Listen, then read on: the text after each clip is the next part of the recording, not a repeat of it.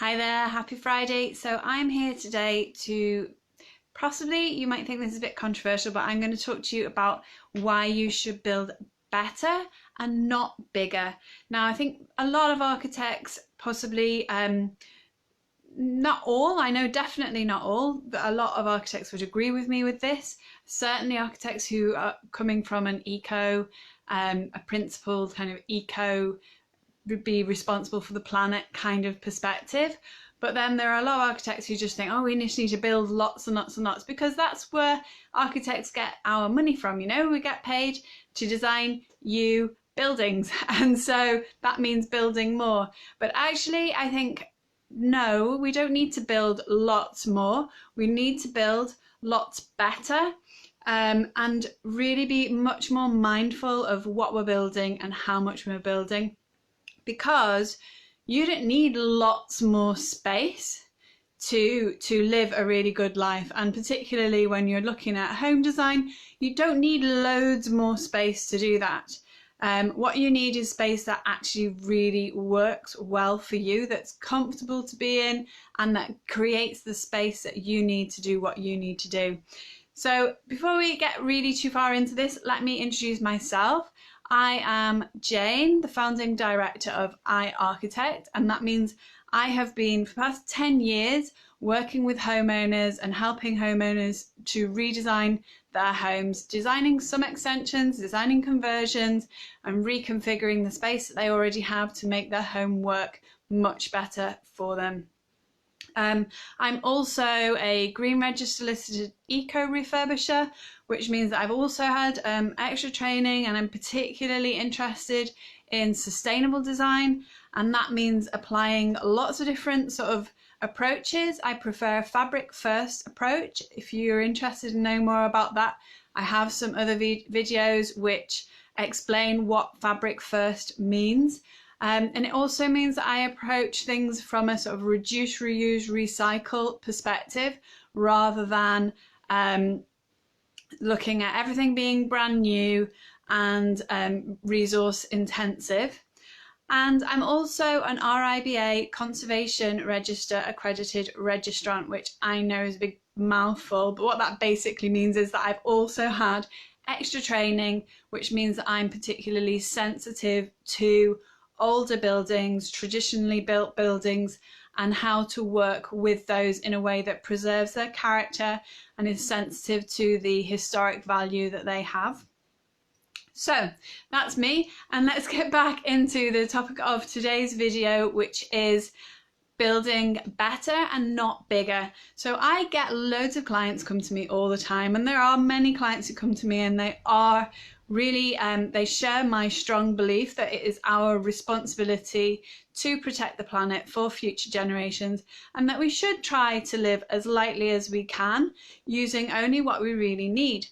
But then there are other clients who come to me and they maybe haven't really just thought about this very much, and they come to me and they've looked at what's possible with planning legislation and what they're allowed to do, and they come and they say, well, we want to build so much back and all the full width of the house by, say, 3 meters back into the garden, or 4 meters back, whatever it is. But they haven't really given much thought as to how the space in that extra extension area is going to link back with their house, how it links to the garden, how they're going to connect through from the original part of the house through that the extension into the garden, how the space is going to work for them. And they possibly, or quite often actually, have space that they really don't use that much. And so yes, they do have this need for more space that works better for them, but they don't necessarily need to do that by building an extension. That's not necessarily going to answer their requirements. So I do realise that a lot of people have a lot of stuff, and I do find that some clients, they just want to build more space so that they can have more stuff. And you know, there are some really interesting minimalist kind of principles that I do think it's worth applying to your home. And one of the oldest kind of proponents of this approach was William Morris, and he had a really nice way of putting it, which was have only in your homes what you believe to be beautiful and know to be useful. And I think that's a really good guideline in terms of, you know, if you think it's a bit ugly and you don't use it, you don't think it's very useful, then don't keep it. Get rid of it. Only have things that you really love and think are absolutely beautiful and that you really use and need, and they help you live that better life.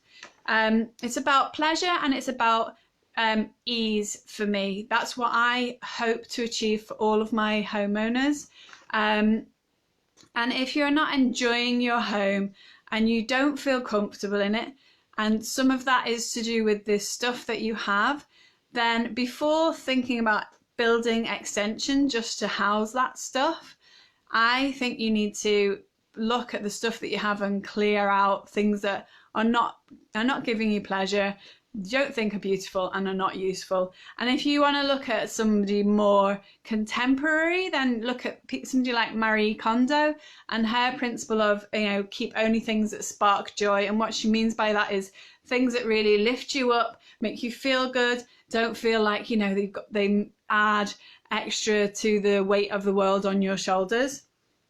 So when you're building, you're really building for you as a human being, not a storage shed.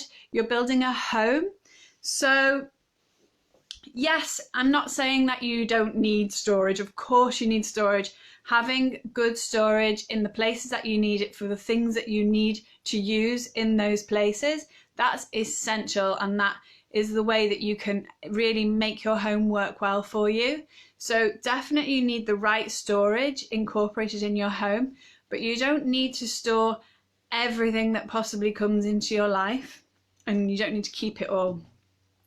So when I'm talking about designing for you as a human being, what I'm thinking about is what you really need to do is think about, what do you do at home? What activities are being carried out in different spaces in your home, and who do you do them with? So that's going to give you a really good guide as to how much space you need and how the space needs to be to allow you to live the life that you want with the people that you want to be there. And then also think about the kinds of spaces that you really love. What sorts of spaces do you really enjoy being within, and what is it about spaces that you really enjoy that are so pleasurable to you? I'll give you some examples. So I absolutely love a really good window seat. I love to be able to sit there and read, and then, you know, every now and then stop and daydream, look out the window, gaze into the middle distance, and think through the things that I've just read. I mean, I don't get a chance to do that very much. I'm a single mum, doesn't happen. But if I had that beautiful window seat, I would really make the most of it at every opportunity. And not only that, but that window seat could also have some sort of storage incorporated. Could actually, you know, be a bookcase. It could have the books that you are reading on that window seat in there as well. But the window seat could equally double up as many different purposes. It could be where you sit at your desk and work on your laptop from home. It could be a bench that is part of your dining space where you sit at your dining table. It could be it's like a kind of a couch where you sit and you watch television from there. There are loads of purposes that bench could also have. It doesn't have to just have one function. And that's where, you know, looking at multifunctional design, all the different things that you can do in that space, because there are a set number of people who are likely to be in your space at any one time, and you're unlikely to be doing exactly the same things all at the same time. So what I mean by that is, another thing that I do, apart from loving reading, I also love dancing. So that needs completely different space. I need lots of space, clear space to be able to move around, throw my arms about, and get moving. And that is not the same sort of space as somewhere small and cozy with a good view to read a book. They're two different spaces, but it doesn't mean that couldn't happen within the same room. If it was a large enough room with a window seat, could perfectly function. I'm not going to be dancing and reading at the same time. So that's what I mean by a multifunctional space. You can do different things at different times within that space, and it works just as well for one thing as it does for another. So this is the way that you can look at reducing the amount of space. So if you are looking at really specific things, so if, for example, traditionally you might have had a dining room and a living room and a separate kitchen, but now more and more people are looking at combining those spaces, combining the functions of those spaces into one large open plan space. And when you do that, if that's really well designed, you can condense the space that you have and make all those functions work just as well, but in a slightly smaller space. You can take out circulation space, and that becomes part of the room, and it feels bigger, and it works just as well. And you don't necessarily have to extend or add an extra space onto that to make it work any better. You could do it, you can add space, and if that really enhances the quality of your life substantially, then definitely do it. And if you need the extra space because you've got more people and you've got more things happening at the same time in your home than you've got space for, and you really need that extra space, and you can't find that anywhere else within your home, spaces that are not really being used very much, then definitely do it. I mean, not long ago I did a project for a client where they had a really long sort of dingy, dark corridor space. Their kids growing up really hated that space. They used to find it quite scary. And so when I looked at redesigning their space, I actually managed to create that space into a family bathroom and change that corridor led onto the family bathroom. So I changed the original family bathroom into an ensuite and changed the corridor space that led to it into the family bathroom. So they got the extra bathroom that they were looking for within that space, and they got rid of some corridor space that they didn't need, didn't like, and in fact was really frightening for young children. So you can find lots of little neglected and overlooked spaces in your home that you could actually incorporate into your more useful spaces in a much better way and get more use out of it and enjoy it more. And this is where, when you're looking at applying the reduce, reuse, recycle principle to architecture, you're looking first of all at what sort of spaces do I really need? What do I need to do there? How do I need to do it? And what kind of spaces do I really love?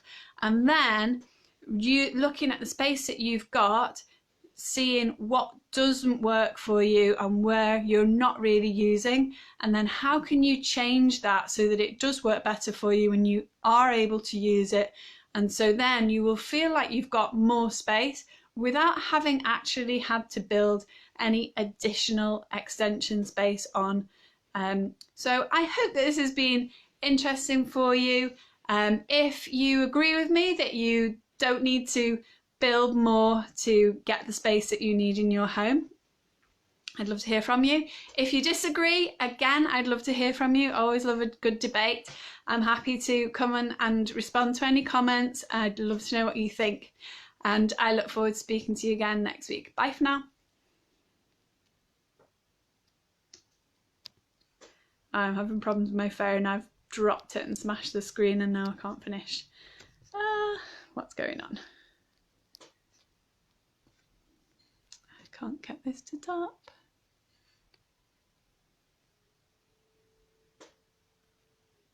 Huh. I thought this might happen. I've got a properly cracked screen. Here we go. Sorry about this.